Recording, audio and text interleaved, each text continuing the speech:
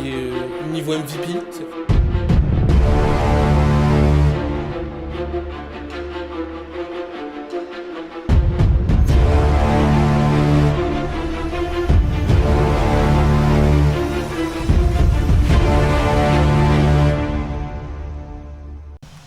Hello, hello. Hello, hello, comment ça va? Ça va et toi, Romain? Ça fait longtemps. Ça va nickel, hein? Ça fait longtemps, ouais, 15 jours à peu près. 15 jours sans toi, c'est beaucoup. Ça fait beaucoup. Nickel. Bon, je préviens tout de suite, hein, si jamais on entend un truc qui fait des bruits du genre un motoculteur ou un tracteur, c'est mon chat. C'est pas sympa. Mon chat aime bien faire du bruit, tu vois. Bon, Thomas d'ailleurs, t'as vu, j'ai raccroché l'écharpe. Arsenal FC, ouais, je l'ai Eh vu. oui, Je la avec vois. le petit maillot et tout ça. Attends, je vais y arriver. Le Là, Haute-Garde, exact. de notre garde. Et oui, on se prépare, Thomas. On se prépare très vite. Ça arrive très vite la semaine prochaine. On va se régler, on va se régler. Le duel arrive. On va savoir qui est qui. Et ouais. Et surtout, moi je dis, il y a déjà 1-0 pour Arsenal, hein, en début de saison. Ouais, bon, mais on est à 0. c'est mardi que ça compte. Exactement. T'inquiète. Ça va le faire.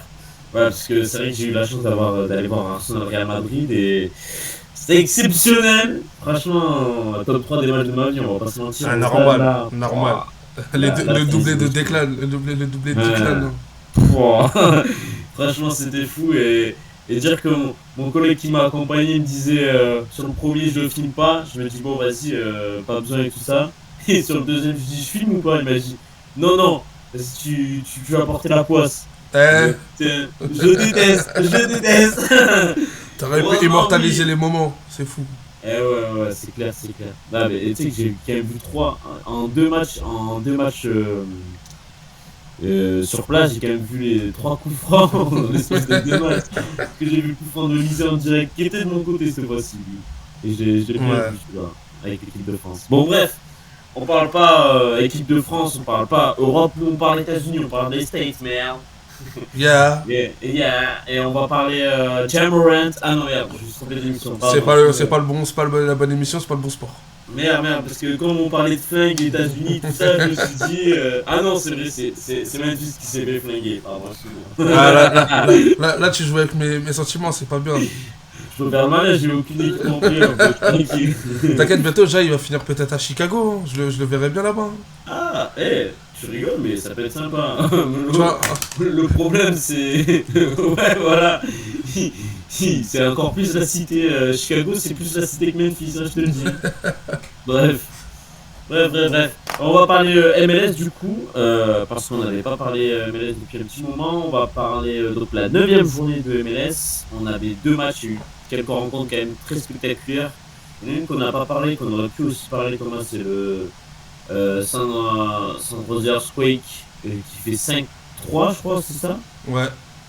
Attends, je vais te dire. Mais je sais qu'ils ont fait 5-3. Bref, il y a eu pas mal de. On a eu une journée scores. explosive. Une journée avec Ouais, beaucoup de buts. il y a eu des matchs qui ont fait 0-0. Mais ouais, c'est contre San Jose qui a perdu 5-3 contre le Sporting, c'est ça. Voilà, on a eu. Là, on va parler aujourd'hui du Portland de Los Angeles. Mais on a eu aussi Cincinnati, Chicago, hein, qu'on aurait pu totalement parler. Houston, Colorado qui a fait de partout. Bref. Charlotte aussi qui gagne 3-0. Il y a eu des gros résultats. Mais on va en parler. Thomas, est-ce que tu peux me mettre déjà le programme? Ah ben voilà, il est là le sommaire, pardon. Le grand angle donc sur Columbus Crew et Inter Miami. Le Portland Timbers face au LAFC. Et ensuite on va parler des résultats de la journée, du classement de la conférence Est et Ouest. Et en tout cas il est très beau cette affiche, Thomas, j'aime bien ce sommaire comme ça, il est sympa. Merci. Ça fait, ouais, depuis l'épisode numéro 40. Ouais, c'est vrai. Ouais, donc la semaine dernière. Enfin, le dernier épisode. Exactement. Ok. Voilà, beau visuel.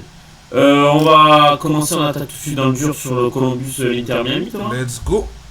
Allez. On va parler donc d'un match qui s'est déroulé au stade. Je sais pas si tu l'as Des remarqué, Commanders. Thomas. Voilà, au stade. Non, pas des Commanders. Des Browns.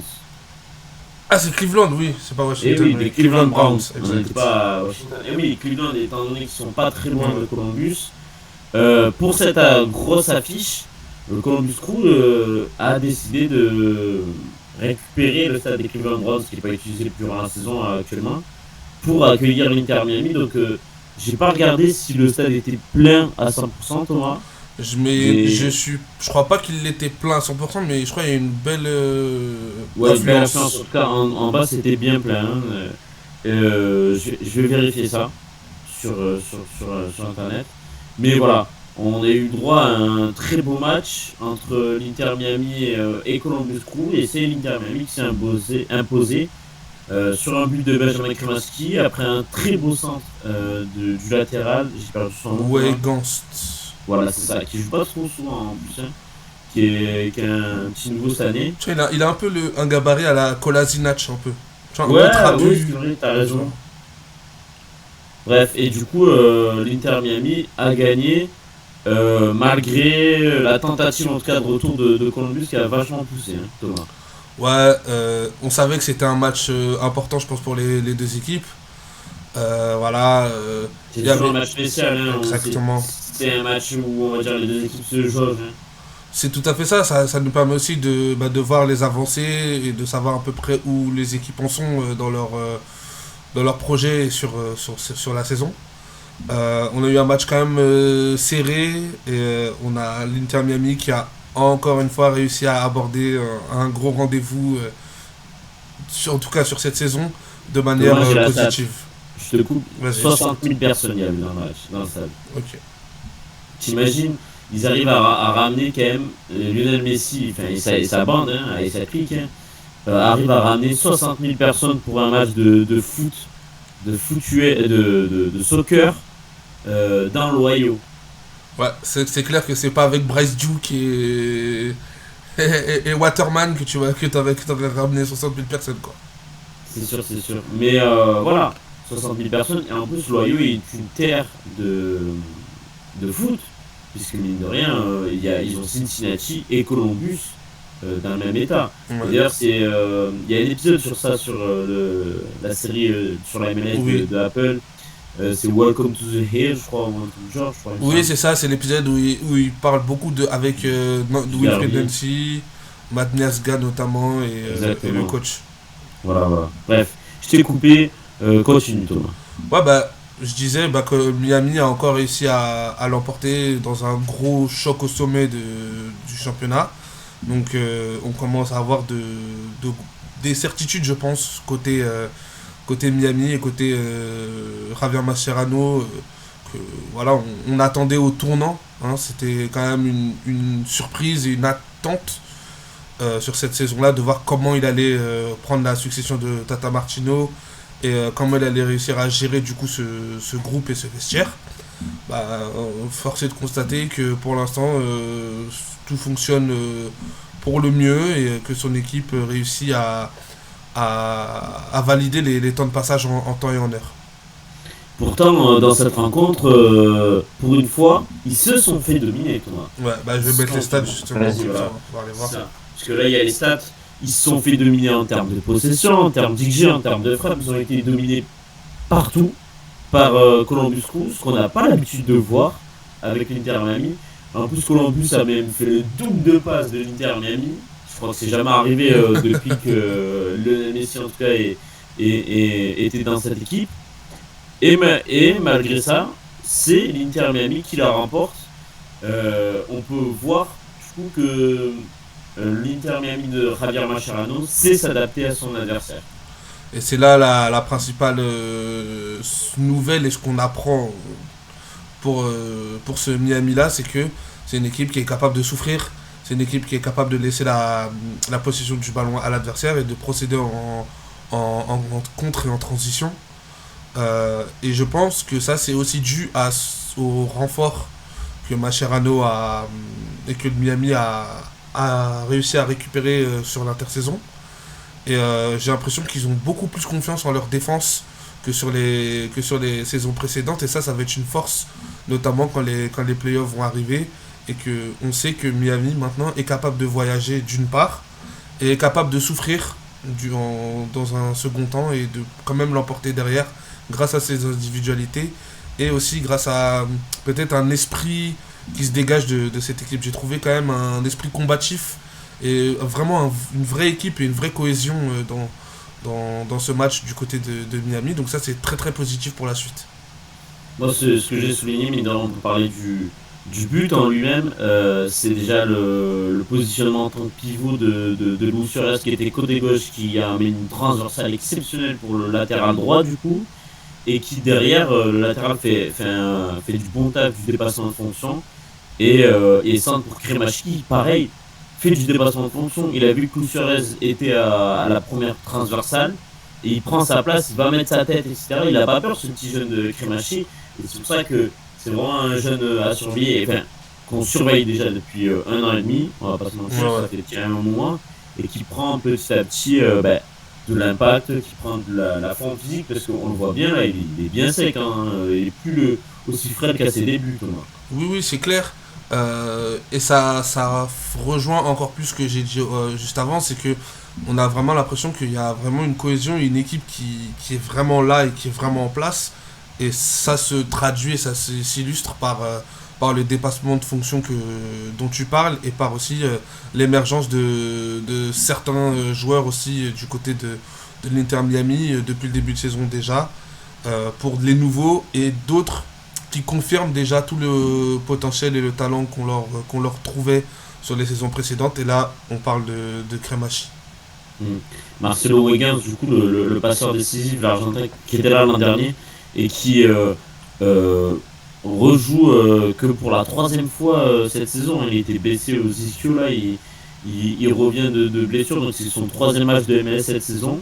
Mais l'ancien joueur de Boca, il a plutôt performé. Euh, Est-ce que tu penses que ça y est, ils ont enfin réussi à trouver un 11 type, l'Inter Miami, ou comme d'habitude, toute la saison, ils vont quand même tourner autour de leurs quatre qui sont Suarez, Ouais, Messi, je pense, Busquets, Alba et compagnie. je pense que voilà, Mascherano aura, je pense, allez, 14, 15 joueurs vraiment concernés et qui va tourner sur la saison avec ce noyau de joueurs-là. Et je pense que surtout il est rassuré de voir que voilà, euh, les joueurs à qui il fait appel lui rentrent sur le terrain et répondent de manière positive et qu'on sent pas trop une trop grosse différence quand par exemple un Lionel Messi est absent. Euh, j'ai l'impression que voilà, le, le danger est un peu plus démocratisé, si je peux l'appeler comme ça. C'est que le danger il peut venir de beaucoup plus de joueurs maintenant que sur les saisons précédentes où on sentait vraiment que Messi avait une influence énorme et que tout devait passer par lui. Là, on voit quand même l'émergence de joueurs qui ont l'air d'être très intéressants pour Mascherano et pour Miami. Ouais, bah, c'est clair, tu as mis la feuille dessus. Parce que j'allais t'en parler justement de là, cette fois-ci, on a vu Yannick Bright qui est défenseur d'habitude, qui a été remplacé au milieu de terrain avec Busquets et qui a fait un très bon match. On a vu que même il a mis Drake Callender, le gardien titulaire, sur le banc. Pour mettre le vieux Euh, Oustari qui a 38 ouais, ans. c'est ça, c'est ça. Et puis à gauche, bon, visiblement, comme tu as mis Allende, euh, et plutôt Tadeo Allende commence à être, je pense, le titulaire de gauche. Hein, Ouais, si je dis pas de bêtises, c'est ça, Thomas. c'est ça. Mais même si c'est avec Segovia, ça se tire la bourre. Là, t'as mis Allende, bon, 5 matchs de but. Segovia, c'est 8 matchs, 3 buts aussi, qui est vraiment pas mal. Kremachi, forcément, au milieu de terrain, en 10. Mais il a encore sur le banc des Avilés, des Falcon, des Fafa Pico, des Martinez aussi. Encore des Robin Taylor qu'il n'a pas utilisé. Ouais. Yann Frey aussi. Voilà. Plus il y a juste encore Redondo et Ruiz qui sont encore blessés. Mais sinon, ils ont des cartouches. Petit à petit, ils commencent à avoir pas mal de cartouches et celui qui prend la place de l'autre performe, continue à performer, quoi. Bah ouais, et puis surtout, j'ai l'impression que là, ce sont tous des joueurs en fait qui ont du coffre, qui n'hésitent pas à faire du dépassement de fonction, qui n'hésitent pas à se projeter vers l'avant, à mettre beaucoup d'intensité dans tout ce qu'ils font, donc que ce soit dans les courses, que ce soit dans les appels de balles. On sent vraiment des joueurs tranchants capables de mettre en danger n'importe quelle défense de MLS.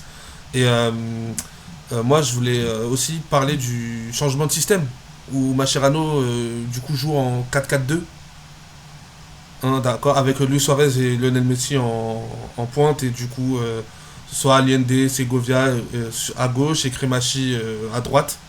Je trouve que là il a quand même trouvé quelque chose d'assez intéressant, et son 4-4-2 fonctionne justement parce que ces joueurs-là sont capables de fournir beaucoup d'efforts et de mettre de l'intensité dans tout ce qu'ils font. Et je pense que c'est quelque chose aussi à mettre au crédit de Mascherano depuis le début de la saison. Ah bah c'est sûr, il sait très bien que Suarez et Messi vont pas courir tout le match comme des dératés, c'est clair. Ils vont pas pouvoir faire le pressing non plus énorme, donc il faut les alléger, les utiliser au mieux, parce que c'est des talents exceptionnels. Et regarde, on l'a vu sur la passe de Suarez ou Messi tout le temps quoi.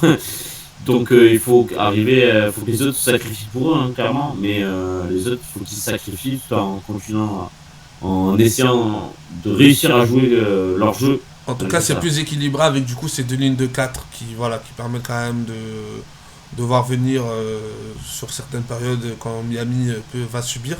Et là, on a quand même vu un échantillon face à, je pense, l'une des meilleures attaques, l'un des meilleurs systèmes tactiques en la présence de Columbus et du système de Wilfried Nancy.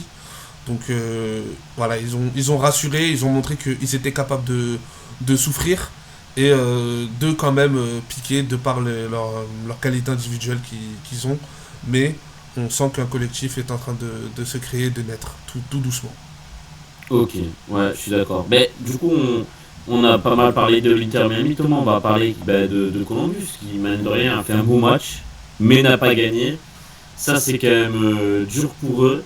Euh, D'ailleurs, Columbus qui accueille depuis la semaine dernière dans les rangs un petit nouveau, tu vois, je sais pas si tu le connais, un petit Oui, hongrois oui, oui, là. oui, je le connais très bien, oui, oui. Il a joué à Philly, non? Daniel, ouais, Gazdag, je crois, c'est ça. Ouais, oui, oui, c'est bien lui, Daniel Gazdag, oui, oui. Transféré pour 4 millions d'euros, enfin ou de dollars, du côté de Columbus. Un transfert surprise, clairement, et un On s'y gros attendait pas, transfert. c'est clair. Voilà. C'est un gros transfert pour la MLS en MM. C'est, on va dire, inter-MLS, c'est un très gros transfert.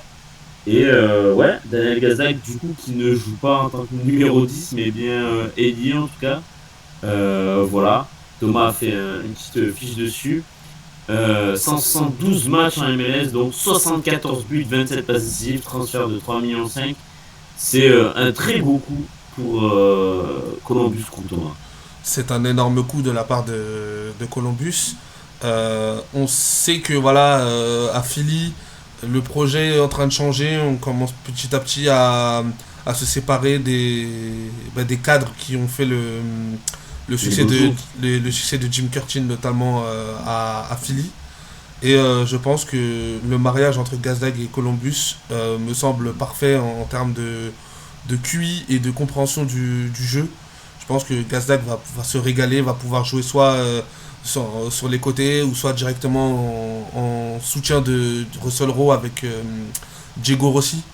Donc je Oui. pense que c'est l'ajout parfait pour permettre à Columbus de step up encore d'un niveau et de se placer tout doucement et tout gentiment dans les gros favoris de cette saison. C'est clair. On sait que ils vont. Bah, il leur manquait de toute façon quelqu'un un peu hein, Bah, pour Cucho, le départ de Cucho. depuis le départ de Kucho, il leur fallait un joueur de cette trempe-là. Et on l'a vu, hein, l'année où Philadelphie va en finale contre la LAFC. Daniel Gazdag, il est en double-double. Après, il Et a je crois- 22, Ouais, 20, c'est pas même 26. 25. Il fait une saison à 24 et une saison à 22 buts, je crois. Bon, voilà, c'est ce qui prouve qu'il a vraiment l'impact. Et il jouait numéro 10, Thomas. Ouais, Il exactement. jouait, derrière Carranza et voilà. Goureux. C'est ça, derrière les deux attaquants. Donc voilà, Philadelphie de toute façon se reconstruit. Comme tu disais, Carranza est parti. Là, Uru est resté, mais sur le trio d'attaque, il y a T'as plus perdu que Uru, hein. McGlynn, tu vas sans doute perdre un des Sullivan Quinn, je crois. Il y a des rumeurs aussi de transfert Ah ouais. à son encontre. Ok. Donc Ouais, là, parce que Kevin a encore 3 ans. C'est ça. Pour voir Donc là, on sent vraiment qu'il y a peut-être une page vraiment qui est en train de se tourner. Et le projet Jim Curtin, et voilà. On sent qu'on veut vraiment passer à autre chose côté Philly. ils veulent passer à autre chose parce que l'an dernier, ils n'ont pas eu les résultats escomptés.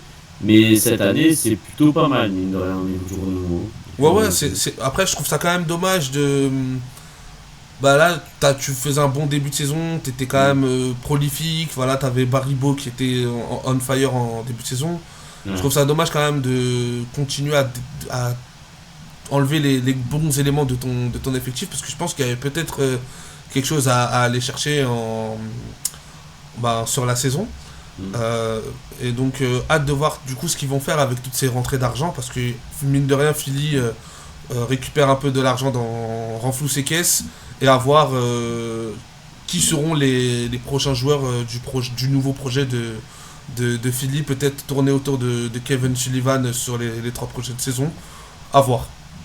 Ouais, je regarde juste, Thomas, le. Bon, mon ordi veut pas regarder ça. Combien ils ont encaissé ces derniers temps? Ah Tu oui, sais, je voulais les voir. montants. Ouais, c'est ça, je voulais voir les montants. Attends.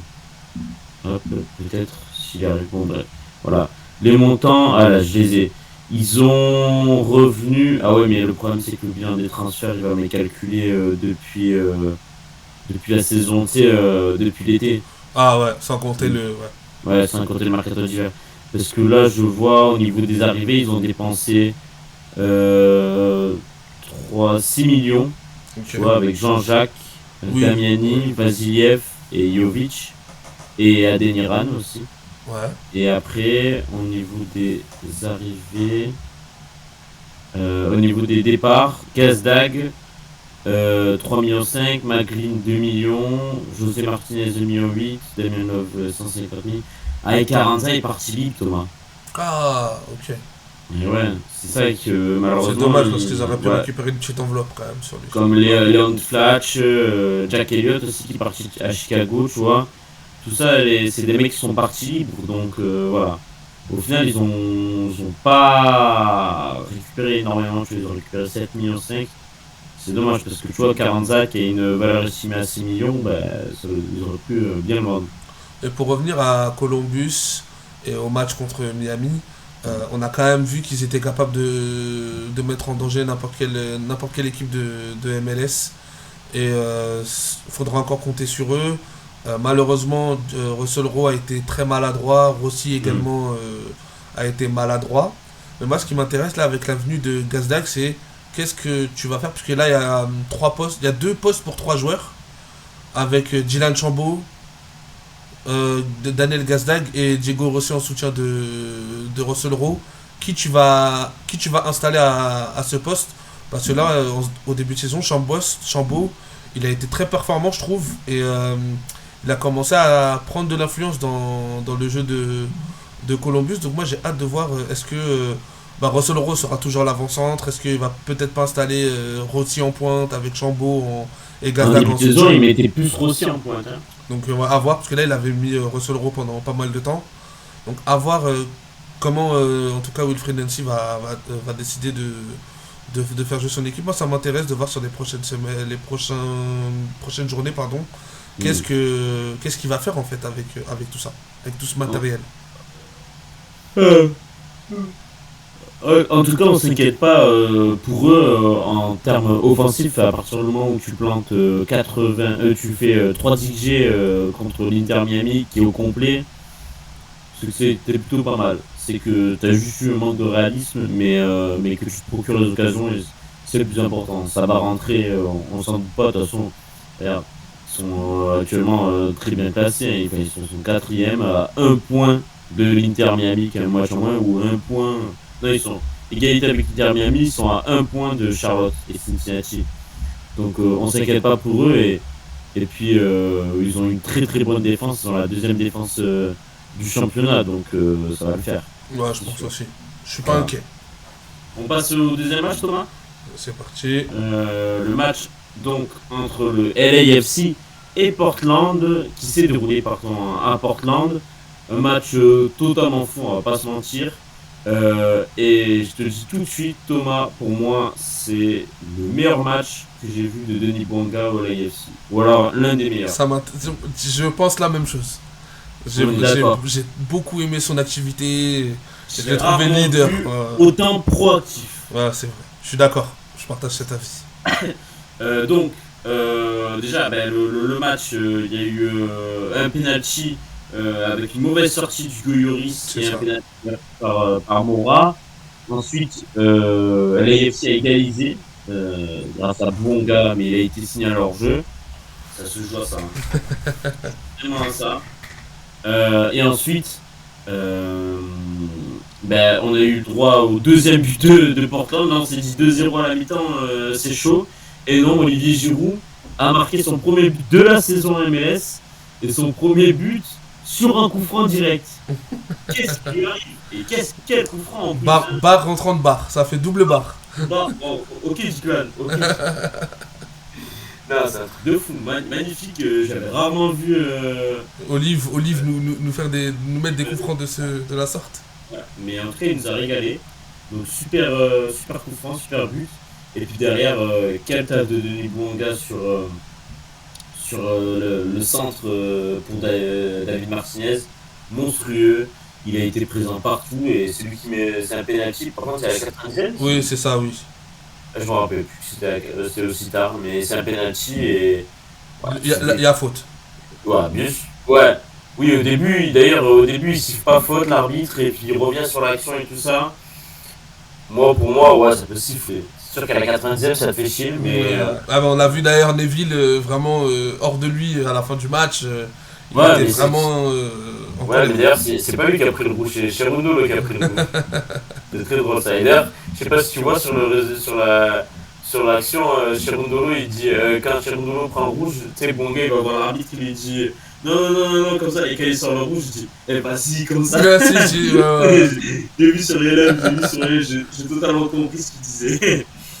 Bref, en tout cas, deuxième truc aussi qu'on peut dire sur Bonga, c'est il a dédié son but à Aaron Benza. Exactement. On en a pas parlé en début d'émission, mais ouais, c'est. Exactement, l'attaquant gabonais, qui on rappelle est décédé, l'ancien buteur de Cincinnati il y a quelques années, est décédé en Chine en chutant du 8e étage apparemment de son appartement en Chine. On ne connaît pas encore vraiment les circonstances de ce qui s'est passé, mais ouais, c'est assez triste pour ce buteur gabonais qui a laissé un très bon passage en MLS et toutes nos condoléances à sa famille. Bref, on va passer au match en lui-même, Thomas. Un très beau match, c'est pour ça qu'on a choisi d'en parler, parce que, bon, bien sûr, il a été monstrueux. Euh, Comment il s'appelle Bouanga, mais pas que, aussi Olivier Giroud et Portland derrière ne s'est pas laissé faire. Et un autre ancien Ligue 1 a été très bon, c'est Pereira da Costa. Ouais, côté Los Angeles, je trouve que c'est, comme tu as dit, je pense l'un des tout meilleurs matchs de Denis Bouanga en MLS. Et je pense aussi que c'est peut-être le match référence pour Olivier Giroud, au-delà de son coup franc magnifique. C'est que je l'ai trouvé connecté à ses coéquipiers dans le jeu. Et ça, c'est quelque chose que j'avais très rarement vu depuis son arrivée du côté de Los Angeles. Après, côté Portland, voilà, en fait, on a eu ce qu'on a l'habitude de voir. Hein, voilà, une équipe en transition qui est totalement irrésistible, explosive. Et à noter quand même qu'on a eu quand même pas mal de montants touchés, hein, des poteaux, des barres, Yeah. des retournements de situation. Je pense que ça, c'est un bon match vitrine de ce qu'est la MLS. Et ce pourquoi on aime aussi ce championnat-là. Je pense que tu tu montres à quelqu'un un match pour lui expliquer un peu qu'est-ce que c'est la MLS. Je pense que tu peux le mettre ce match-là. C'est un match qui représente bien comment le championnat se porte et quel est le style aussi de jeu qu'on retrouve tous les week-ends. C'est totalement ça. Bah, d'ailleurs, t'as une fiche sur les statistiques, etc. Ça a été un match fou, qu'on a vraiment apprécié, pour lequel il fallait voir, là. Il fallait être là, clairement. Par contre, tu t'es trompé juste sur la LFC, il y a eu 3-3, t'as eu Oh, ouais. T'inquiète. Il n'y a pas eu 3-0, il y a bien eu 3-3, on le rappelle. Voilà, bon, LAFC a dominé, on va pas se mentir, de toute façon c'était son jeu, parce que Portland est vraiment une équipe de transition, mais ils ne sont pas laissés faire. Ils ne sont pas laissés faire. Oui, ils se sont pas laissés faire. Quand même, efficacité maximale. 3 tirs cadrés, 3 buts. Surtout à des moments de la rencontre qui sont très très importants et très compliqués pour le LAFC peut-être de se remettre à l'endroit. Un but en début de rencontre, un but juste avant la mi-temps. Et le Los Angeles a quand même trouvé les ressources pour revenir et pour s'accrocher et pour réussir à arracher un match nul dans le sillage d'un Denis Bouanga, prestation XXL et vraiment leader de ce Los Angeles FC.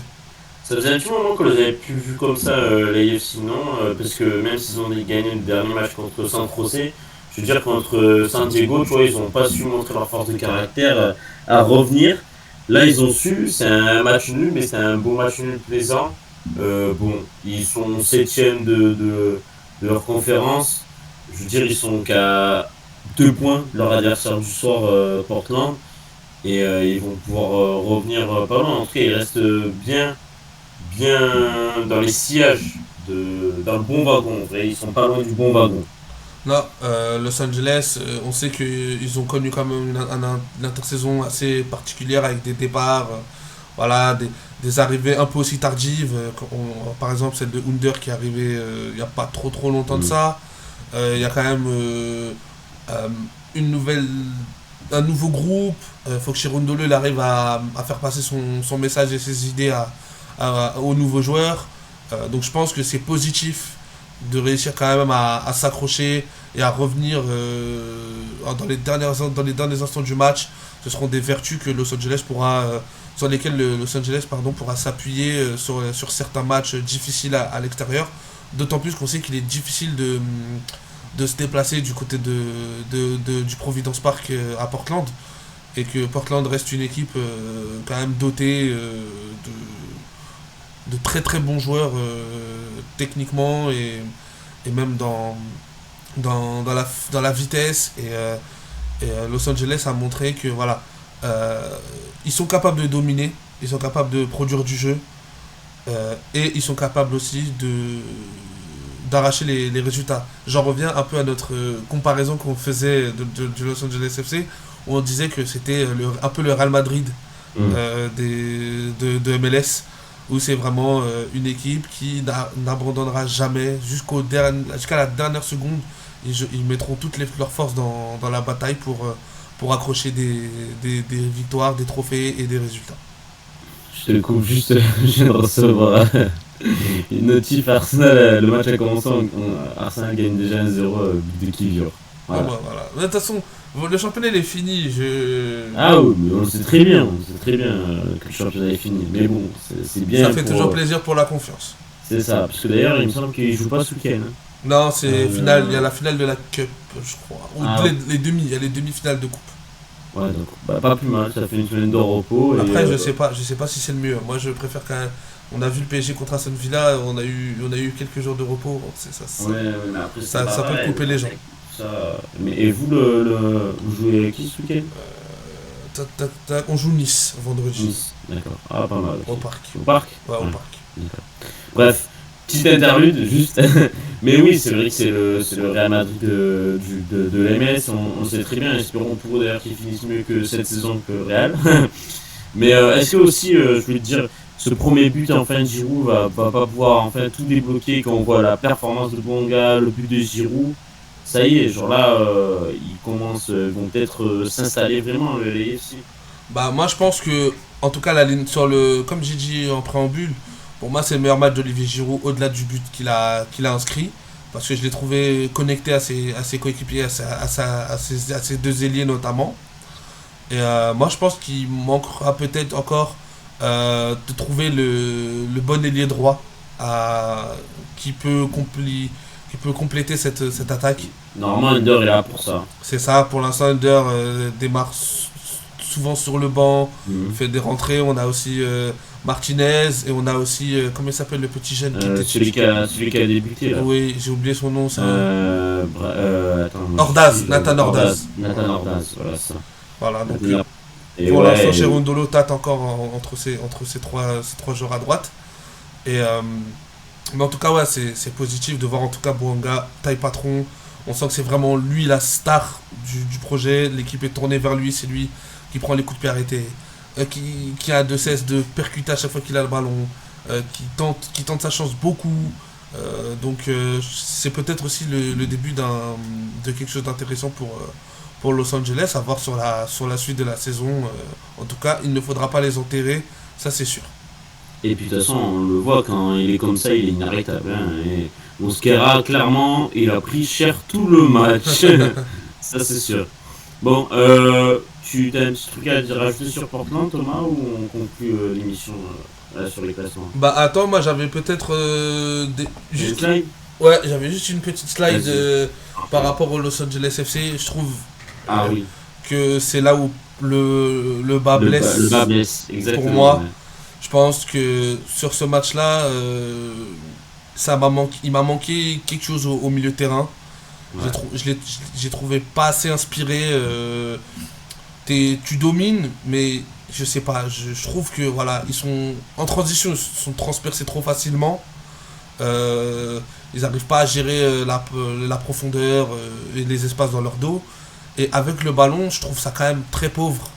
Il n'y a pas ce joueur qui se démarque et qui est capable de, tu vois, sur une passe, faire la différence. Et je trouve que euh, ça peut être dangereux pour Los Angeles de ne pas avoir un milieu assez fourni déjà, Créatif.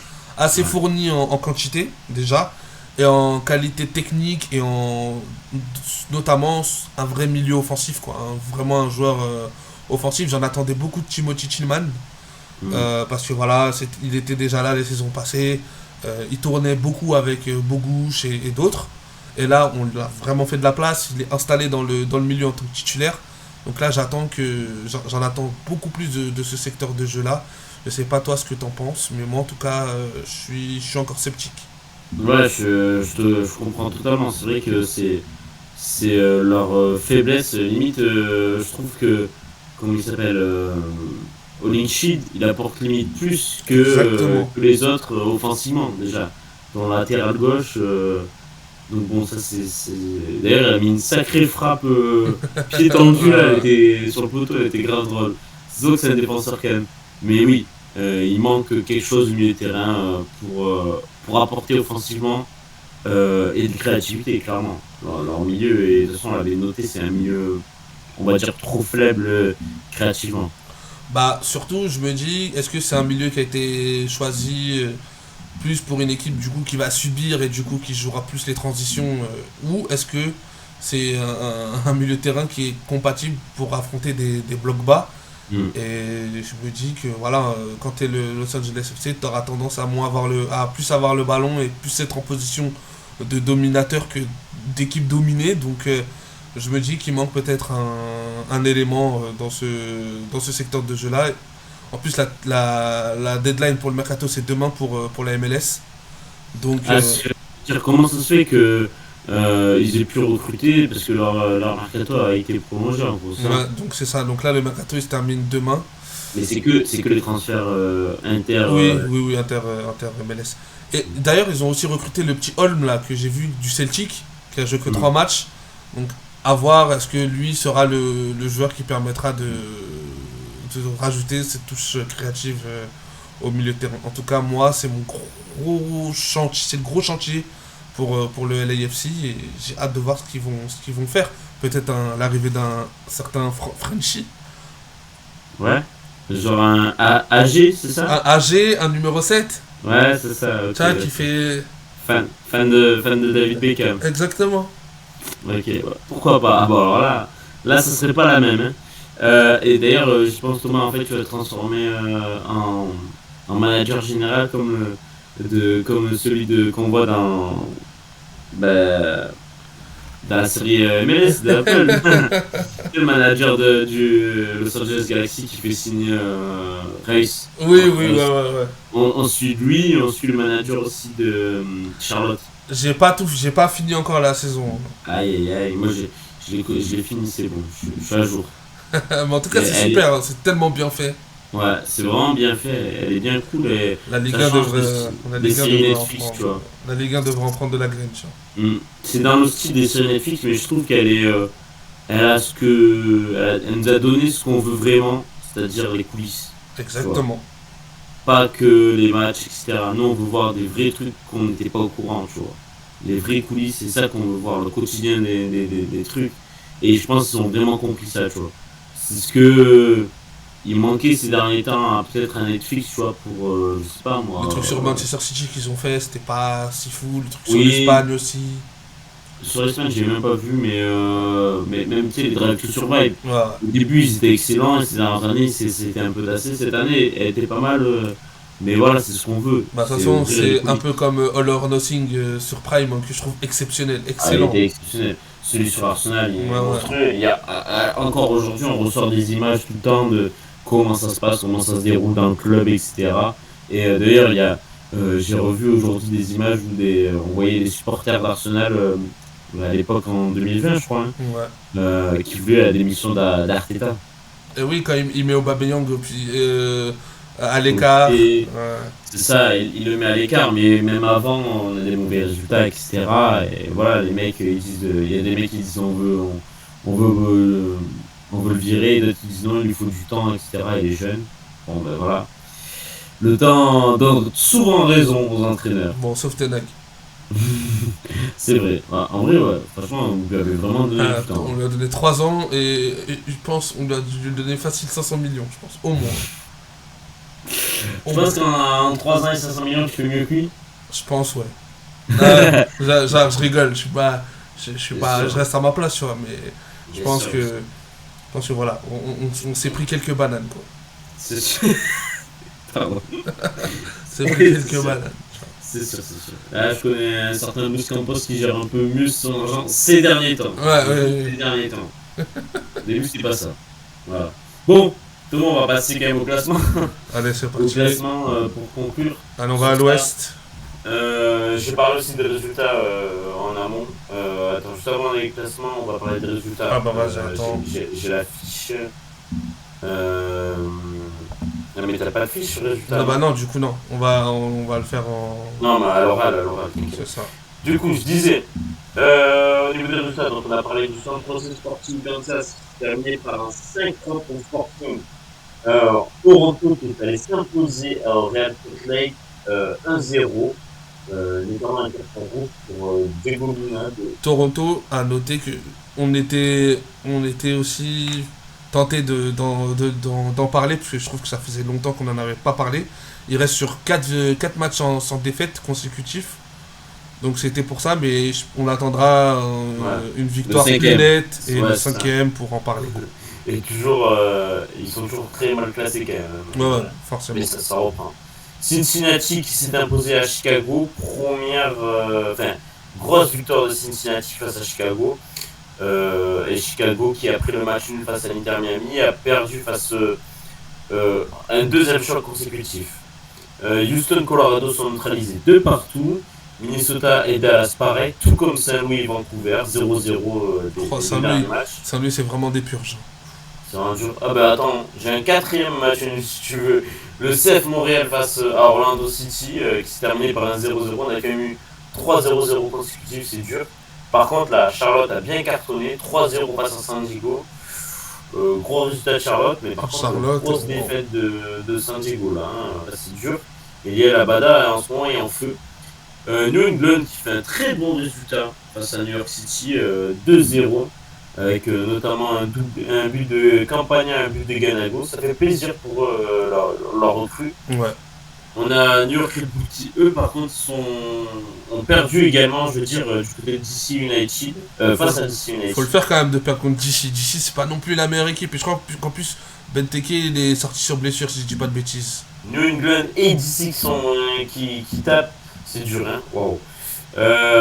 Philadelphie qui a gagné 3-0 face à Atlanta, tranquillement, petite victoire tranquille, 3-0, impressionnant quand même fini.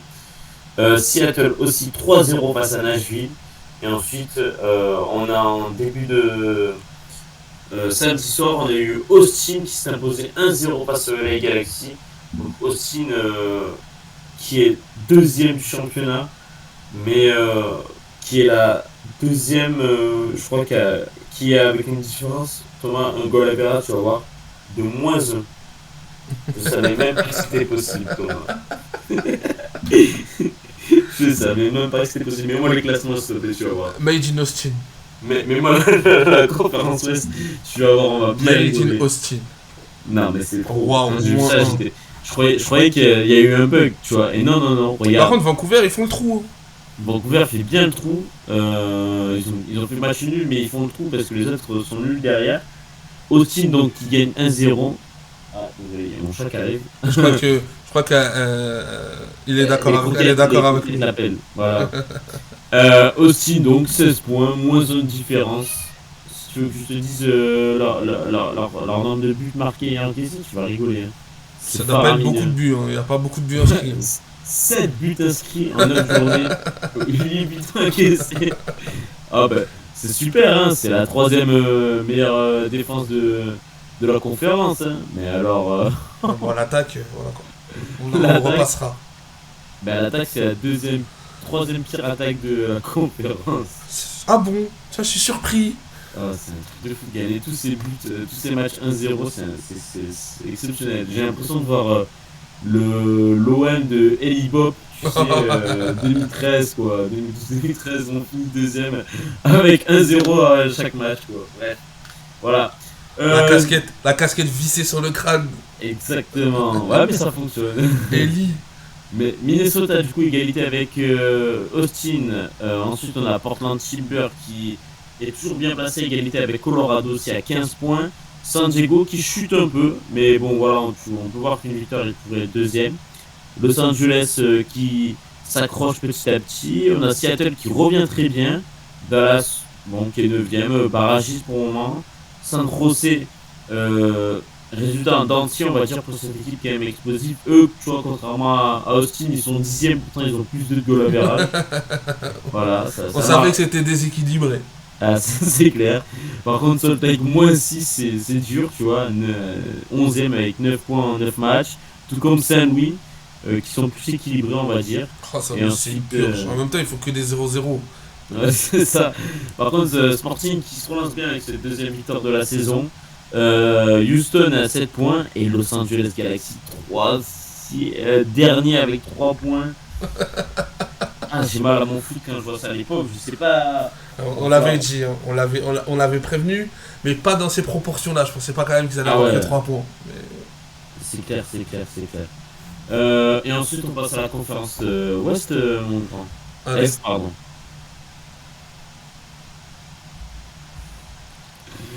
On a donc Charlotte FC qui est devant avec Cincinnati, les 2 grands gagnants de la journée, clairement.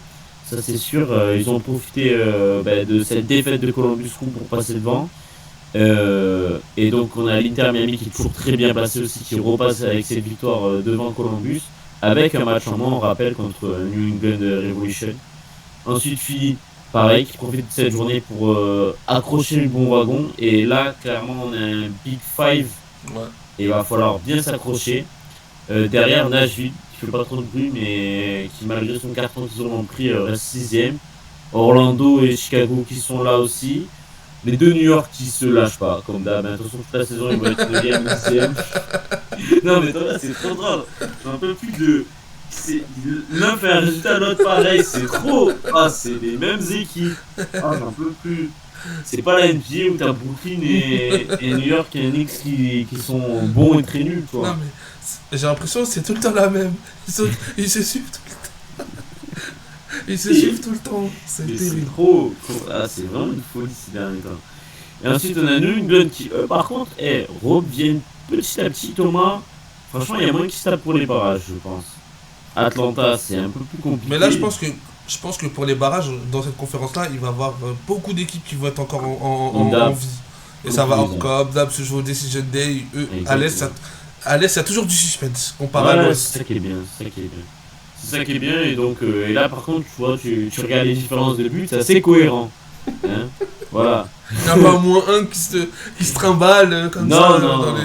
non, non, tu vois, New York City à -2, c'est bon, à partir de la 10ème place, je peux comprendre, il n'y a pas de problème.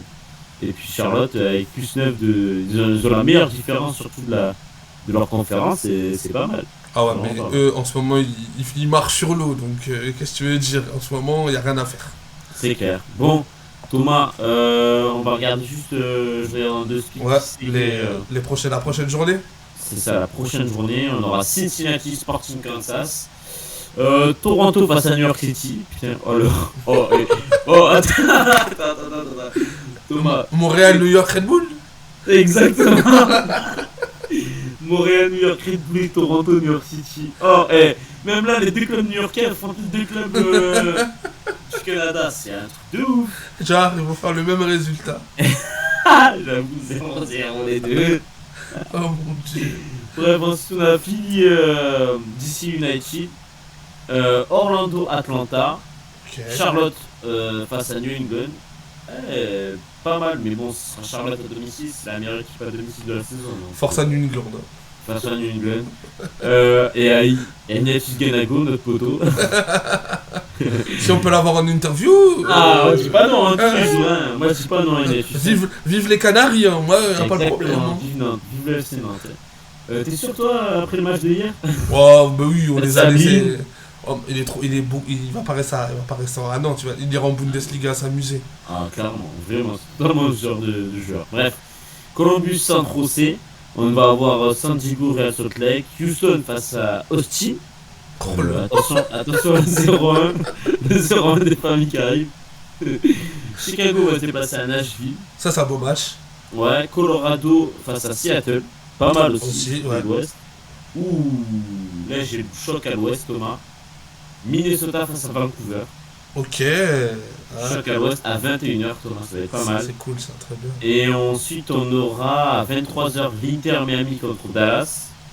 Pas mal. Ouais. Et en prime time le Sunday Sunday night match. Soccer. Soccer, ouais. Ce sera Los Angeles FC face à Saint-Louis. Et on termine quand même par un très beau Los Angeles Galaxy Portland Timber. Ouais, si Portland, ils arrivent pas à gagner. Ils jouent contre l'équipe, ils ont 3 points. J'avoue. Bref. Bon, on se laisse sur ça, Thomas. Ouais, je voulais juste peut-être un petit mot pour vous dire que l'interview de Nico Benezet est toujours disponible sur YouTube. Bien Donc, sûr. on va aller la voir et puis voilà. Il n'y a pas que ça, il y a aussi en podcast, il n'y a pas d'autres interviews, toi? J'ai pas, non. Bah, t'as pas fait une interview Ah, c'est encore en cours de montage, etc. Mais il y a des choses qui arrivent, il y a des choses qui arrivent. Il y en a eu un autre qu'on a fait, tous les deux. Oui, exactement, on a eu Enzo. Elvin De Fazio. Elvin de Fazio. Elvin De Fazio, journaliste à l'équipe, spécialiste de la Serie A. On a pu s'entretenir avec lui, notamment sur les joueurs américains qui évoluent dans ce championnat. Et vous aurez normalement aussi l'interview de Enzo Paio, qui est spécialiste du football néerlandais. Et on s'est entretenu avec lui encore sur les joueurs qui jouent aux États-Unis, notamment Malik Tillman, le frère de Timothy Tillman qui joue à Los Angeles. Car oui, Showtime, on ne vous l'apprend pas, traitera de la sélection américaine en vue de la Coupe du Monde 2026 qui arrive à grands pas. Exactement. Allez, on se laisse sur ça, Thomas. On se dit ciao. Ciao, ciao, à la prochaine. Ciao, ciao.